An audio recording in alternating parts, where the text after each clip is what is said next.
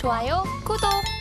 네, 서울경제TV 증시8 조간 브리핑 시간입니다. 서울경제신문에서 발행한 이슈 전해드리는데요. 첫 번째 소식부터 하나하나 짚어보겠습니다. 화면 살펴보시죠. 19년 만에 의과대학 정원 확대를 두고 정부와 의료계가 강대강 대치를 이어가고 있습니다. 증원 강행 땐 응급실 떠날 것이다. 의사 집단 행동 명분이 없다.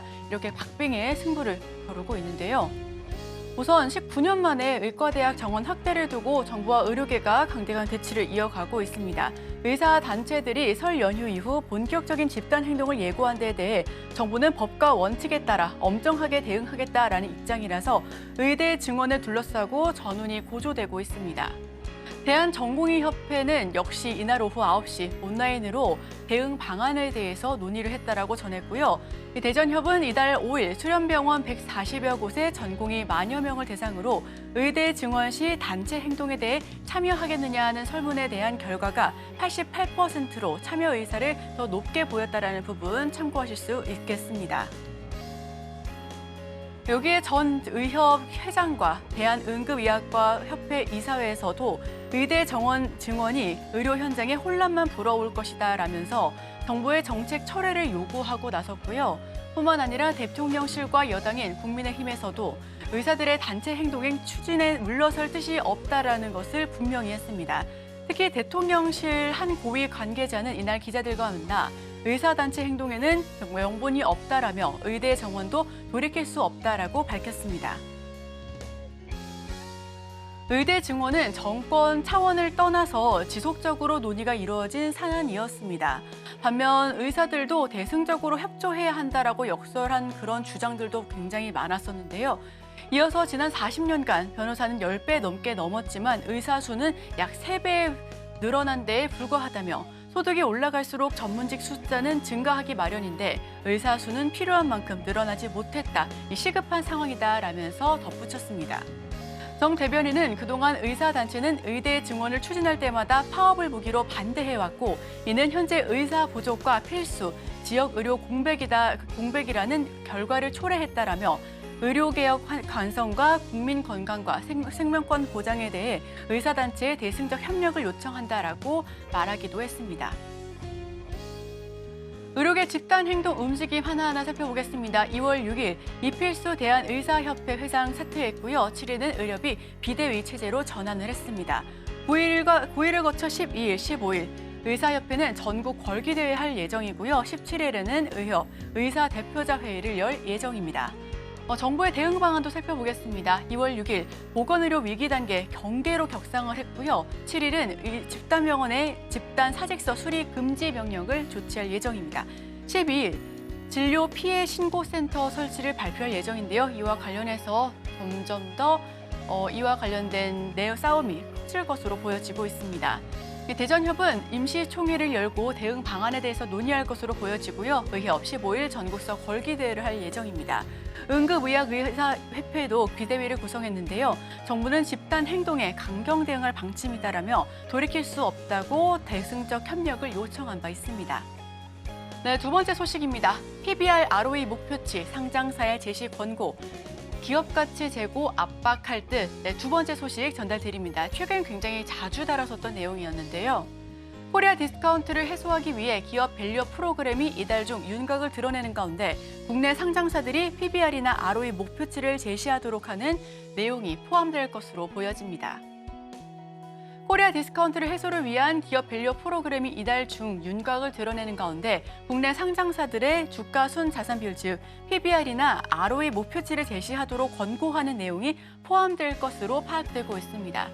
우리 정부가 벤치마크 대상으로 삼은 일본의 설례란 지난해 3월 도쿄증권 거래소가 PBR 1배 이하인 상장 기업들을 대상으로 자본 수익성과 성장성을 높이기 위한 개선 방침과 구체적인 이행 목표를 공개하도록 요구한 일을 의미하고 있는데요. 일본 공적기금과 일본은행은 2014년부터 ROE가 높은 상위 400개 기업을 편입해 만든 니케이 400 지수를 벤ch마크로 사용하기로 했습니다. 주요 기업들은 정부의 밸류 프로그램 도입에 발맞춰 배당을 늘리거나 자사주를 소각하는 등 주주 환원 정책을 강화하고 있습니다. 현대차는 지난해 기말 배당금을 보통주 기준 주당 8,400원으로 결정해 역대 최대 금액으로 꼽히기도 했고요. 국내 상장사 주요 주주 환원책 한번 살펴보겠습니다. 우선 현대차 지난해 연간 배당 전년 대비 63% 넘게 증가했고요. 하나투어는 지난해 배당금 총액 순이익보다 높게 결정하기도 했습니다. LS 마린솔루션 역시 지난해 주당 배당금 전년 대비 5.3배 증가했고요. SK이노베이션을 포함해 DLESC 전체 보통주의 7.8% 규모의 자사주 소각을 결정하기도 했습니다.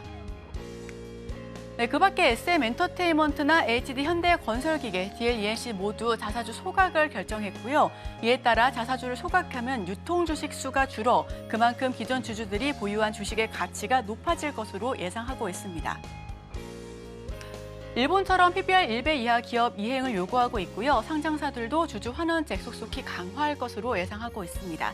현대차는 전년 대비 배당을 63%나 확대해 나갔는데요. SK이노베이션 같은 경우에도 창사 이후 처음 자사주 초각을 결정한 바 있습니다. 다음 소식입니다. 제조업 판도 바꿀 게임 체인저 54조 이음 5G 선점 경쟁 가속화된다. 네, 이번에 통신과 관련된 소식 전달드립니다. 국내 대기업들이 이음 5G망 구축에 적극적으로 뛰어들고 있습니다.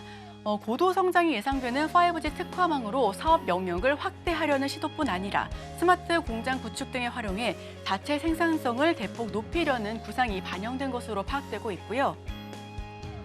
현대자동차 그룹의 울산 공장 이음 5G망 구축은 대용량, 초연결 네트워크 기술이 국내 대표적인 굴뚝 산업인 자동차 제조업까지 확장된다라는 데 의의가 있습니다.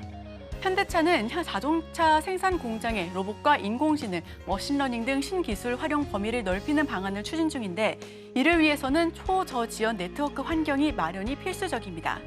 현대차는 울산 3공장에서 초고속 전송이 가능한 네트워크 설비를 구축해 대규모 기지, 단말 연결 등 생산 설비 효율을 크게 높일 계획이고요.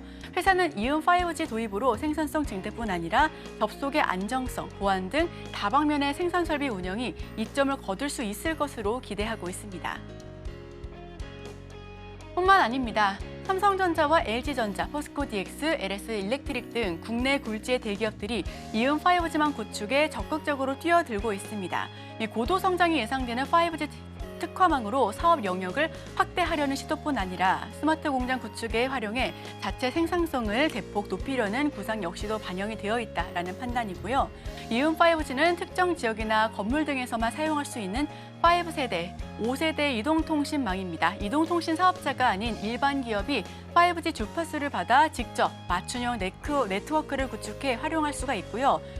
초고속, 초저지연, 초연결 등 5G의 이점을 누리면서 이동통신사의 공용 5G망을 사용하지 않아 보안 측에서도 유리하다라는 판단입니다.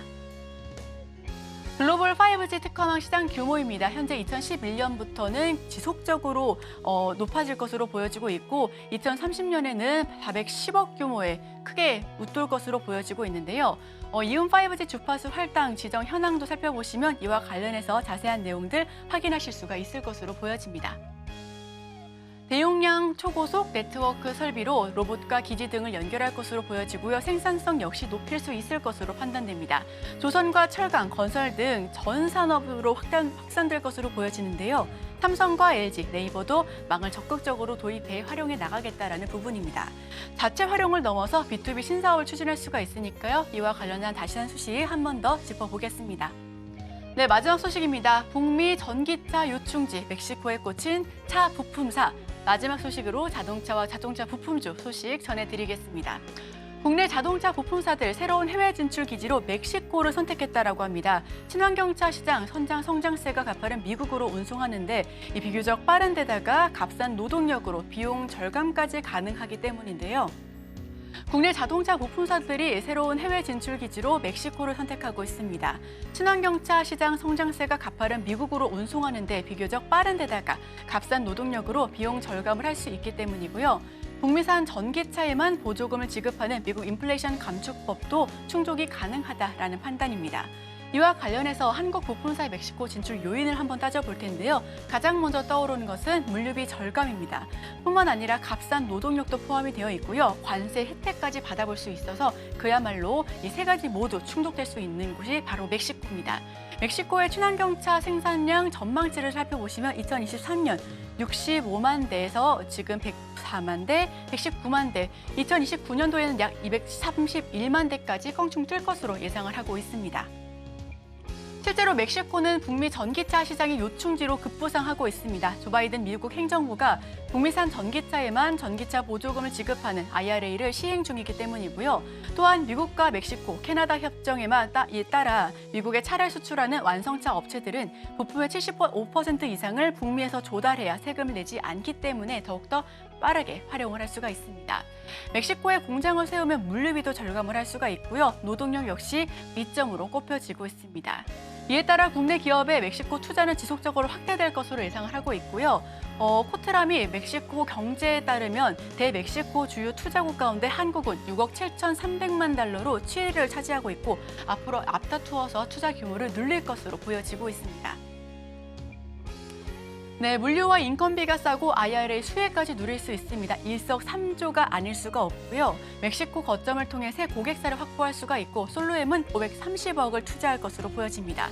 전기차 충전 모듈, 디스플레이 생산할 것으로 예상이 되는데 경창산업과 유라 등 공장, 신증설할 것으로 보여지니까요. 앞으로의 멕시코 시장 함께 살펴보셔도 좋을 것 같습니다.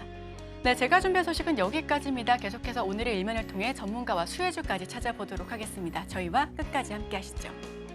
좋아요, 구독!